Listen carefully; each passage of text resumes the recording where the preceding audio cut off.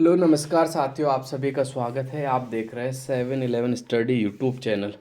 और आज हमारा जो वीडियो बनने वाला है, जो कि आपको स्क्रीन पे दिख रहा था कि काफ़ी अपने जो जुड़े हुए कैंडिडेट उनकी डिमांड थी कि सर जूनियर अकाउंटेंट के बारे में थोड़ा बता दीजिए आप, क्योंकि बहुत सारे कन्फ्यूज़न चल रहे थे सिलेबस को लेकर और तैयारी कैसे करें और एग्ज़ाम पैटर्न जो कि पहले था वही रहेगा या फिर पढ़ना कैसे है, क्योंकि सीईटी का जो भी है फाइनल कि भाई जो भी है क्राइटेरिया फिक्स करने के बाद फाइनल रिजल्ट आने के बाद कितना टाइम मिलेगा और 90 दिन के अंदर हम कैसे तैयारी करें कि हम जूनियर अकाउंटेंट की जो जॉब है वो हासिल कर ले, यानी जूनियर अकाउंटेंट की एक पोस्ट जो है वो अपन प्राप्त कर ले।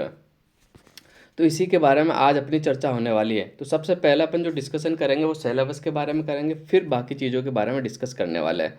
तो चलते हैं सिलेबस की और सिलेबस देखते हैं। पहले क्या सिलेबस था, देखो पहले तो ये था कि भाई सिलेबस जो था 2013 के अंदर ये जूनियर अकाउंटेंट का जो पेपर हुआ था, कब हुआ था भाई? 2013 में हुआ था। किसने लिया था? आरपीएससी ने लिया था, ठीक है। तो आपको क्लियर हो जाना चाहिए कि 2013 के अंदर जूनियर अकाउंटेंट की जो वैकेंसी आई थी उसके अंदर जो पेपर लिया था वो आरपीएससी द्वारा लिया गया था तब। अब जो पेपर लिया जाएगा वो आपके आरएसएसबी बोर्ड द्वारा लिया जाएगा, ठीक है। आरएसएसबी बोर्ड या आरएसएम एसएसबी बोर्ड द्वारा लिया जाएगा, ठीक है। इस बात का आप ध्यान रखना। अब देखो 2023 में वापस वैकेंसी आई है 2013 के बाद, तो पूरा 10 साल का डिफरेंस हो गया। 10 साल के बाद में जूनियर अकाउंटेंट की वापस पोस्ट निकली है। और अब की बार जो पोस्ट है वो भी कितनी है उसके बारे में भी चर्चा करेंगे, और 2013 में कितनी पोस्ट थी उसके बारे में भी चर्चा करेंगे, और 2013 की जो कट ऑफ है वो कितनी गई उसके बारे में भी अपन चर्चा करने वाले हैं। तो आप वीडियो के साथ बने रहें और वीडियो को अंत तक देखें। अगर आप जूनियर अकाउंटेंट की तैयारी कर रहे हैं तो ये वीडियो आपके लिए बहुत ही बेनिफिशियल साबित होगा। तो सिलेबस देख लेते हैं। सिलेबस क्या था कि देखो परीक्षा की जो स्कीम थी, फर्स्ट पेपर जो था प्रथम प्रश्न पत्र में आपको हिंदी, अंग्रेजी और सामान्य ज्ञान, दैनिक विज्ञान, गणित और कंप्यूटर के मूल सिद्धांत पूछे जाएंगे, ठीक है। ये जो इनके अंक है, ये सारे जो अंक है ये 75 नंबर के। क्वेश्चन जो है प्रत्येक सब्जेक्ट से 25 क्वेश्चन पूछे गए थे, ठीक है। एक क्वेश्चन 3 नंबर का था, याद रखना है। एक क्वेश्चन कितने नंबर का था? 3। टोटल क्वेश्चन कितने पूछे जा रहे हैं? हिंदी से 75, अंग्रेजी से 75, राजस्थान का जो सामान्य ज्ञान है उससे 75, विज्ञान से 75, गणित से 75 और कंप्यूटर से 75। प्रश्न थे 25, एक क्वेश्चन 3 नंबर का था, ठीक है। और पेपर कितने घंटे का हुआ था? तो 2.5 घंटे का था भाई, ठीक है। 2.5 घंटे का पेपर था। कुल मार्क्स कितने हो गए? फर्स्ट पेपर के 450 मार्क्स हो गए। सवाल कितने आए थे? सवाल जो आए थे अपने 150 सवाल आए थे। एग्जाम में कितने सवाल आए थे? 150 सवाल आए थे। और टोटल कितने अंक थे? 450 अंक थे। नेक्स्ट अगले क्वेश्चन की ओर चलते हैं अपन। अगला देखते हैं सिलेबस में क्या पॉइंट दिया हुआ। तो गणित और कंप्यूटर के मूल सिद्धांत को छोड़कर जो सेकेंडरी स्तर के होंगे, यानी गणित और कंप्यूटर जो है वो केवल 10वीं के स्तर का पूछा जाएगा, बाकी जो पेपर है वो 12वीं के स्तर का होगा, ठीक है। और बात करते हैं दूसरे पेपर की। तो दूसरे पेपर के अंदर देखो सब्जेक्ट कौन कौन से है उसकी बात कर लेते हैं। सबसे पहले आपका बही खाता एवं लेखाक्रम हो जाएगा, व्यवसाय पद्धति, लेखाशास्त्र, भारतीय अर्थशास्त्र और रासायनिक खंड और साविलेनी खंड, ठीक है। तो ये जो रूल्स है ये, ठीक है, सर्विस रूल्स है जो कि दिए हुए आपको। तो इसके अंदर देखें तो अगर 3 जो सब्जेक्ट है ये कॉमर्स के, बही खाता, लेखाशास्त्र और व्यवसाय पद्धति। तो कतई आपको डरने की ज़रूरत नहीं है कि जो कॉमर्स वाले फैकल्टी यानी कॉमर्स डिसिप्लिन से नहीं है, जो आर्ट्स डिसिप्लिन और मैथ डिसिप्लिन से हैं, उनको कतई डरने की ज़रूरत नहीं है कि हम कैसे इस सिलेबस को कवर करेंगे, इसमें कॉमर्स ज़्यादा। तो मैं आपके बताता हूँ, पहला पेपर तो बिल्कुल कॉमन है, आपको सोचने की ज़रूरत नहीं है। लगभग लगभग पहला पेपर आप सभी का पढ़ा हुआ होगा, क्योंकि अभी फ़िलहाल आपने 10+2 सीईटी दिया है और 10+2 के बाद आपने ग्रेजुएशन भी दिया था। पहले ग्रेजुएशन वाला हुआ था, फिर 10+2 वाला। उसमें पहला पेपर तो कॉमन है और उसकी तैयारी आप कब से करते हुए आ रहे हो। दूसरे पेपर में ये रूल्स है, ये तो बहुत आसान है। देखो ये कॉमर्स का पार्ट नहीं मानता मैं, इसको भी कॉमर्स का पार्ट नहीं मानता, इसको भी मैं कॉमर्स का पार्ट नहीं मानता। भारतीय अर्थशास्त्र ये भी पूछी जाती है, लगभग अपन पढ़ते भी रहते हैं। बस अब कॉमर्स का जो पार्ट बचा अपने पास 3, बही खाता, ठीक है, बही खाता हो गया, व्यवसाय पद्धति हो गया अपना, और लेखा परीक्षा हो गया, ठीक है। ये 3 सब्जेक्ट है और 3 के अगर मार्क्स जोड़े अपन तो 75 75, 150 में 75 ऐड कर दिया, 225 मार्क्स का ये पेपर है। सॉरी। इसमें से भी अगर गिने चुने टॉपिक आप अच्छे से रेडी कर लो और बाकी के जो सब्जेक्ट है उनको अच्छे से तैयार कर लो, तो आपको जूनियर अकाउंटेंट बनने से कोई नहीं रोक सकता, ठीक है। तो दूसरे पेपर के ये सब्जेक्ट थे, इसमें भी पेपर कितने घंटे का था? 2.5 घंटे का था। टोटल 450 अंक का था और 150 प्रश्न थे, ठीक है। प्रत्येक सब्जेक्ट से 25 क्वेश्चन पूछे जा रहे थे। कितने क्वेश्चन पूछे जा रहे थे? 25। और कितने मार्क्स का था भाई? प्रत्येक सब्जेक्ट 75 मार्क्स का था।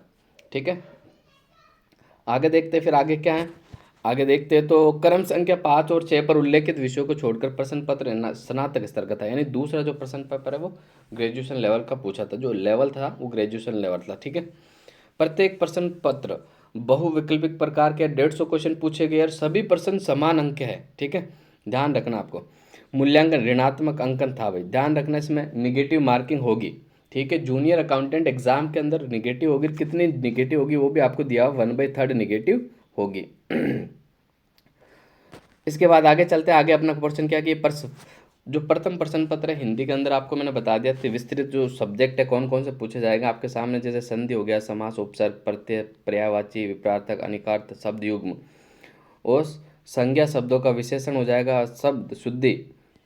ठीक है, वाक्य शुद्धि हो जाएगा आपका, वाच्य हो जाएगा, क्रिया हो जाएगा, वाक्यांश के लिए एक शब्द हो जाएगा। ठीक है, इसके अलावा अपन देखते हो तो मुहावरा, लोकोक्ति और अंग्रेजी की पारिभाषिक शब्दों के समानार्थक हिंदी शब्द हो जाएंगे। इसके अलावा लेटर का, कार्यालय संबंधी पत्रों का ज्ञान होना चाहिए। इसके अलावा हिंदी और इंग्लिश का अनुवाद होना चाहिए। ठीक है, इसी तरह इंग्लिश में देखते हो तो इंग्लिश में आपको मोटे मोटे टॉपिक आपके सामने दिए हुए, ये आपके सारे पढ़े हुए, टेंस हुआ, वॉइस हुआ, ठीक है, नरेशन हुआ, ट्रांसफॉर्मेशन हुआ, आर्टिकल्स हुआ, पोजिशंस हुआ, ट्रांसलेशन हुआ। ठीक है, एंटो सिंटो, वन वर्ड्स, तो confusable words and comprehension, passage given, knowledge writing में, official letter, demi official, circular, notice, tenders हो गए। ठीक है, ये इंग्लिश का सिलेबस है आपका।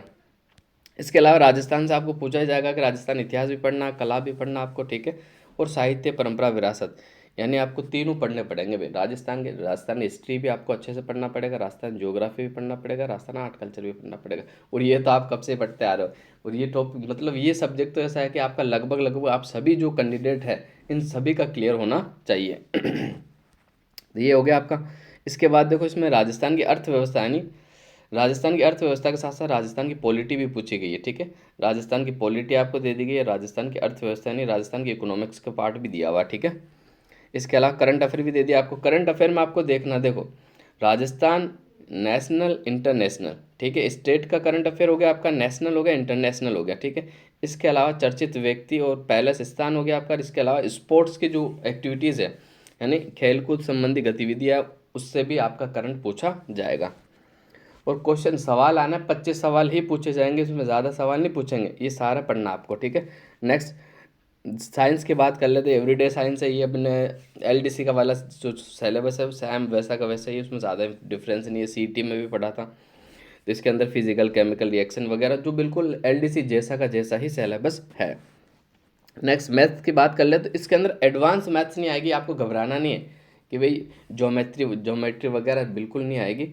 अंक गणित है उसका पार्ट इसमें डाला हुआ। ठीक है, वास्तविक संख्याएं हो गया आपका, लाभ हानि हो गया, सीआई, चक्रवृद्धि ब्याज, साधारण ब्याज। ठीक है, समय दूरी, ठीक है, समय चाल, कार्य समय, ठीक है, और अनुपात, समानुपात और प्रतिशत, ये वाला। और डाटा वाला जो है collection of data, presentation of data. ठीक है, आंकड़े वाले जो है वो है। ठीक है, जब तो ज़्यादा दिक्कत नहीं है, मैथ्स बहुत आसान पोर्शन है, इसमें आपको घबराने की कतई आवश्यकता नहीं है।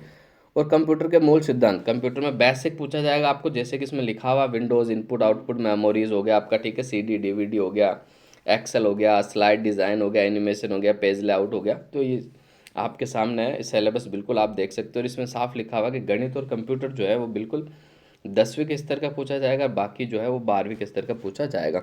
सेकंड पेपर की बात करते हैं तो कि बुक कीपिंग है, ये बिल्कुल सिलेबस आपके सामने लिखा हुआ है, इसको आप अच्छे से देख लेना। अकाउंटेंसी और बुक कीपिंग, फिर बिजनेस मेथड्स हो गया, बिजनेस मेथड भी आपके सामने। ज़्यादा टॉपिक क्या है, 11 तो टॉपिक है, ये बहुत आसान टॉपिक, अगर एक बार आप मेहनत करोगे तो आपको आसान लगेंगे। ठीक है, इसके बाद थर्ड वाले की बात करते हैं तो ऑडिटिंग, ऑडिटिंग में 60 टॉपिक आपके ज़्यादा नहीं। फिर इंडियन इकोनॉमिक्स आ गई, ये तो बहुत आसान है, ये तो मैं मानता नहीं कॉमर्स वाला पार्ट है। ये तो वगैरह जो आरएस की तैयारी करते हैं उन्हें भी पढ़ना पड़ता है, एसआई की तैयारी करते हैं उन्हें भी पढ़ना पड़ता है, जिन्होंने वीडियो की तैयारी करी थी उन्हें भी पढ़ना पड़ा था।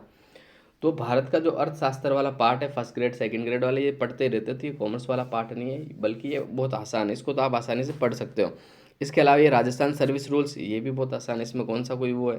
ठीक है, और इसके अलावा गवर्नमेंट फाइनेंशियल वाले जो रूल्स है ये भी बहुत आसान है। ठीक है, इसमें भी कोई ज़्यादा वो नहीं है, तो आपको ये तो रटने वाले टॉपिक हैं। तो ठीक है, तो ये आपका सिलेबस डिस्कशन था। तो सिलेबस के लिए मैं एक बात कहना चाहूँगा, आपको कतई घबराने की ज़रूरत नहीं है, आपको मेहनत करनी है, ठीक है, आपका सिलेक्शन होगा। लेकिन देखो सीईटी जो ग्रेजुएशन वाला उसमें सबसे ज़्यादा जो पोस्ट है वो कौन सी है, जूनियर अकाउंटेंट की, ठीक है। पहले आपके सामने 1923 पोस्ट थी, फिर उसको बढ़ा के 4,911 कर दी गई है, ठीक है। लगभग 5,000 है, जो सभी कोचिंग वाले बता रहे हैं लगभग 5,000 है, लेकिन पोस्ट कितनी होगी भी, 4,911 पोस्ट होगी, ठीक है। अब मैं अगली स्लाइड में जो ये सबसे बड़ा कन्फ्यूज़न है बच्चों का कि सर मैं तो साइंस से हूँ, क्या एग्ज़ाम दे सकता हूँ, मैं आर्ट्स से हूँ, एग्ज़ाम दे सकता हूँ क्या, ठीक है। तो इस कन्फ्यूज़न को मैं बिल्कुल क्लियर करने वाला हूँ, ठीक है। वीडियो के अंत में बने रहे और मैं प्रमाणित यानी ऑथेंटिक कंटेंट के साथ क्लियर करूँगा, मैं इसमें कोई अपनी राय नहीं रखूँगा, ठीक है। तो देखते हैं अगले, ये देखो ये जूनियर अकाउंटेंट, ये मैंने सीईटी के नोटिफिकेशन से उठाया। कहाँ से उठाया, सीईटी के नोटिफिकेशन से उठाया। इसमें साफ लिखा हुआ तहसील राजस्व लेखाकार टीआर और जेआर, जूनियर अकाउंटेंट यानी कनिष्ठ लेखाकार। अब देखो इसमें क्या लिखा हुआ, भारत में केंद्रीय या राज्य विधानमंडल किसी अधिनियम के नियंत्रित विश्वविद्यालयों में से किसी विश्वविद्यालय या संसद के किसी अधिनियम द्वारा स्थापित या विश्वविद्यालय अनुदान आयोग अधिनियम 1956 की धारा 3 के अधीन विश्वविद्यालय के रूप में घोषित या अन्य शैक्षणिक संस्थाओं की डिग्री धारित करता हो या सरकार द्वारा आयोग परामर्श या मान्यता प्राप्त समतुल्य अर्हता रखता हो। कुल मिला के सारे शब्दों का निचोड़ ये है कि ग्रेजुएशन की डिग्री आपके पास होनी चाहिए। अब फिर या लगा के और लगाया, और लगाने का मतलब कि आपके पास कोई भी कंप्यूटर की एक डिग्री होनी चाहिए जो कि इसमें लिखी हुई है। या तो आपके पास ओ लेवल हो, ठीक है, ठीक है।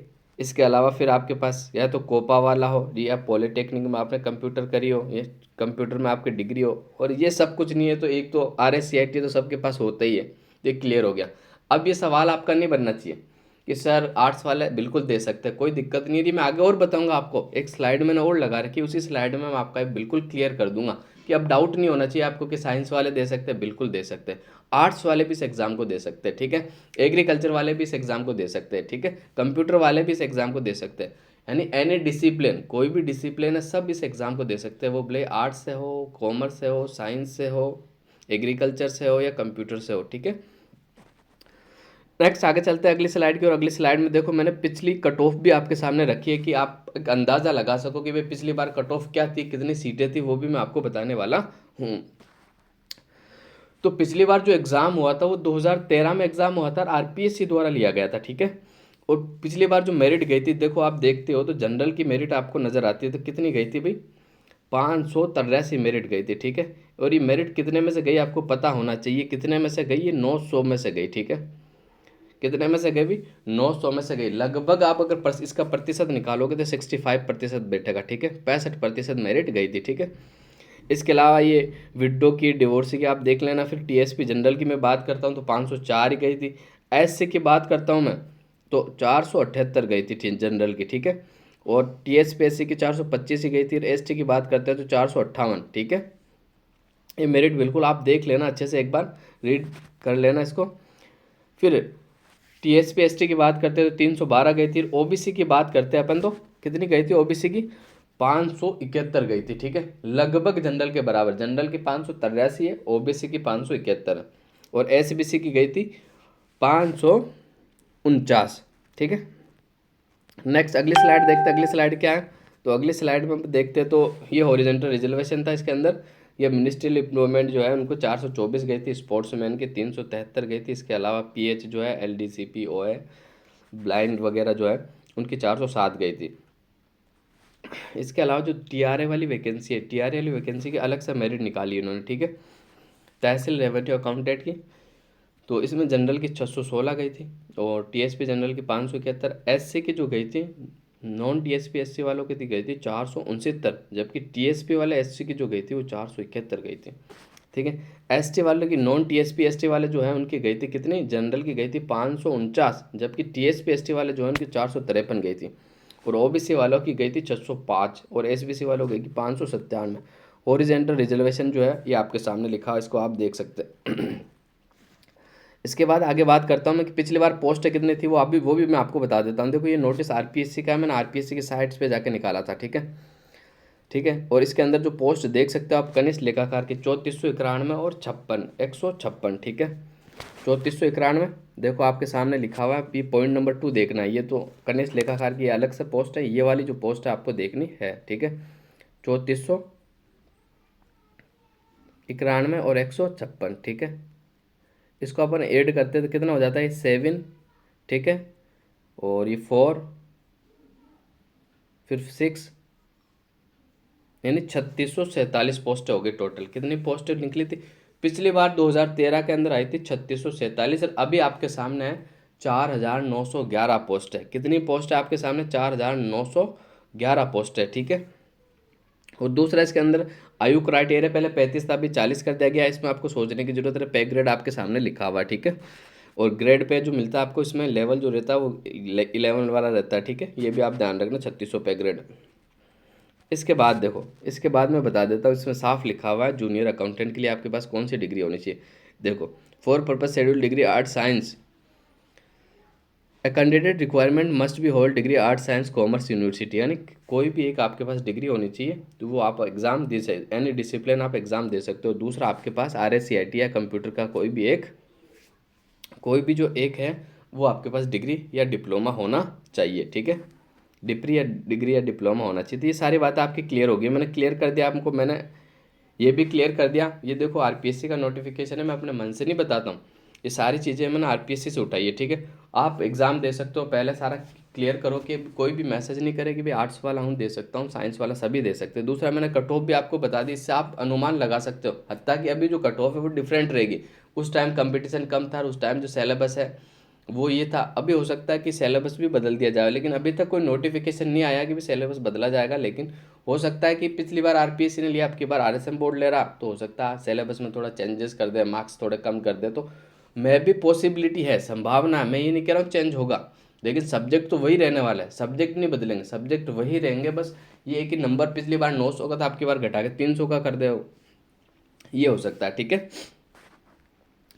अब मेरा ये कि आप तैयारी कैसे करें, तो सबसे पहले मैं ये कहता हूँ कि जिनके भाई 50% CET क्राइटेरिया के अंदर 50% से ज़्यादा बन रहे हैं, ठीक है, जिनके 50% से ज़्यादा मार्क्स आ रहा है, वो बिल्कुल तैयारी में लग जाए। जूनियर अकाउंटेंट में उनको ज़रूर मौका मिलेगा, और वो एग्ज़ाम में कह रहा हूँ फाइनल RSS बोर्ड के नोटिस का इंतज़ार नहीं करे कि भाई 50% वाले पास कर देंगे।